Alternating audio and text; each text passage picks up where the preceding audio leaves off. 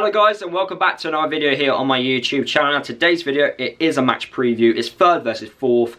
It's Luton Town versus Middlesbrough. A massive game that's happening on Monday night. Can Luton beat Middlesbrough? Can Luton finish third in the championship? So many questions in today's video, and hopefully I'll be able to answer a few of them and give you guys my overall thoughts on this big game. But before I do, please drop a like on today's video. The more likes I get, the better the video does. And also comment down below your pre-match thoughts heading into this game, and also your score predictions as well. Like I said, it's third versus fourth. It's a big game. Both teams are pretty much competing to be the third best in the championship. I think Sheffield United have done it now. Luton not beating Reading was massive in that, and also we're kind of relying on Sheffield United to lose at least 2 out of their 4 games. Well, they've got to drop points in 3 of their games. Is it going to happen? It's not likely, unfortunately. We really needed to beat Reading. Unfortunately, Luton didn't do that. And to be fair, we've got ourselves to blame for that, not beating Reading. We started off slowly, especially in the first half and in the second half. The set piece, well, the goal which Reading scored, they only had one way of scoring, and that was through Andy Carroll, and we still couldn't stop that from happening, which was quite frustrating. You know, it was a free header. I think it was Lockyer who lost his man, and yeah, well, he was the man marking Andy Carroll, and then Andy Carroll has a free header, and yeah, Reading scored. But then he obviously, well, he nearly got away with it, let's put it at that. He tried to do it again, but instead he handballed it, it went in, but then referee spotted it, good officiating, and yeah, he ended up getting sent off. Reading down to 10, Luton were able to obviously push forward, and we ended up getting the equaliser. We had enough chances, to be fair, to win the game. First half, after the sloppy start, we became our own team. We got into the game, we had opportunities, and I didn't know how we didn't go in at half time 1-0 up or 2-0 up, because the chances were there.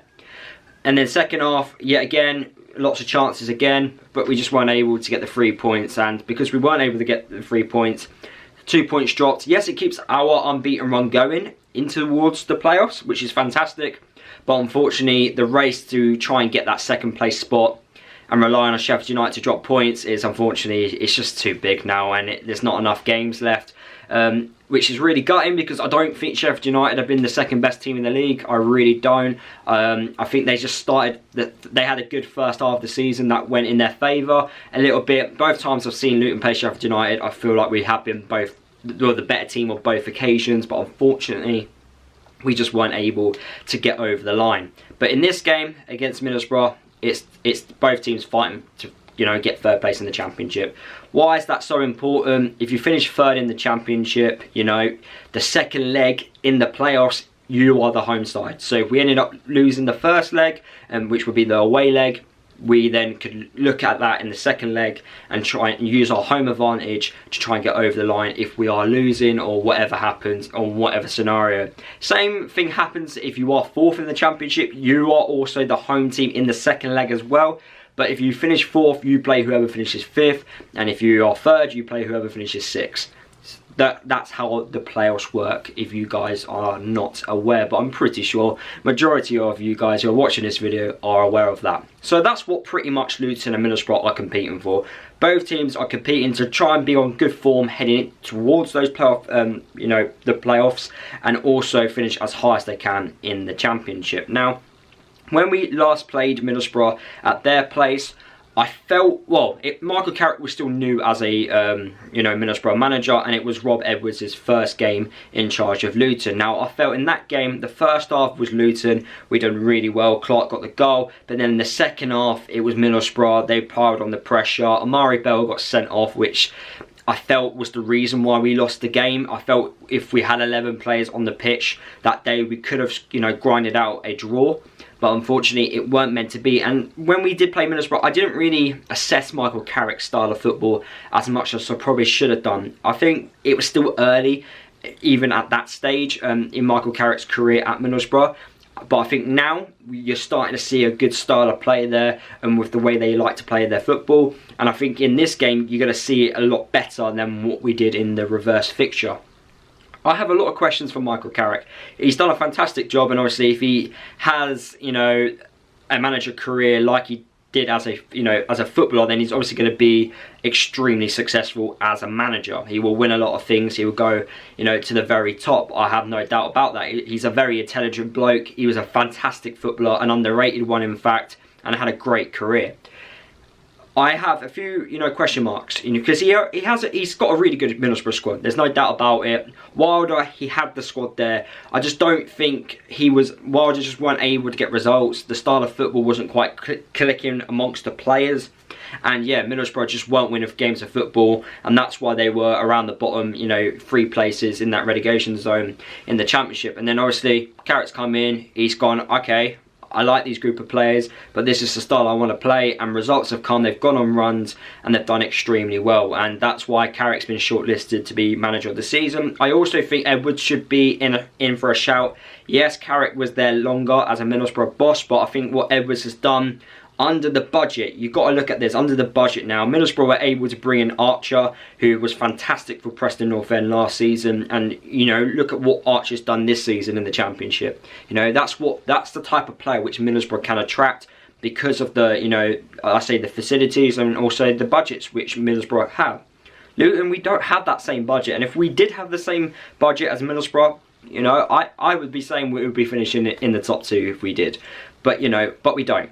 And that's why I think Edwards has done such a fantastic job. Yes, it's still Nathan Jones' squad, but what Edwards has done is he's just looked at the squad and he's improved it, and he's improved the style of football, and we're getting results. Exactly what Michael Carrick did at Middlesbrough, but I think Michael Carrick, he had a little bit more to do, I felt, because, you know, the players just weren't there doing the job under Wilder, where at Nathan Jones the players were doing the job, but it just was at a certain level and we needed to get here, and that's what Edwards has done, where Middlesbrough, when Carrick took over, we're here and Carrick's taken them there, basically. It's what I'm trying to say. So what else I wanted to say was Michael Carrick, if Middlesbrough don't go up this season, it'd be really interesting to see what Middlesbrough do. I have a few question marks. You know, does Michael Carrick still play the same football? How does he plan a summer? What type of players does he bring in? What type of players go? So a few question marks there, but a lot of people are saying it's going to be between Luton and Middlesbrough on who gets promotion to the Premier League. Obviously we're hoping it's us. Middlesbrough obviously going to be hoping it's them. It's going to be an interesting one, and this could be a great warm-up match for what could potentially be the playoff final. You know, it'd be a big one, you know, Luton v Middlesbrough if that is the case. And it will be a full, you know, a sold out Wembley Stadium as well, which would be great as well. But yeah, this game, Luton v Middlesbrough, we're on a fantastic run. Middlesbrough are playing well themselves. It's going to be an interesting game.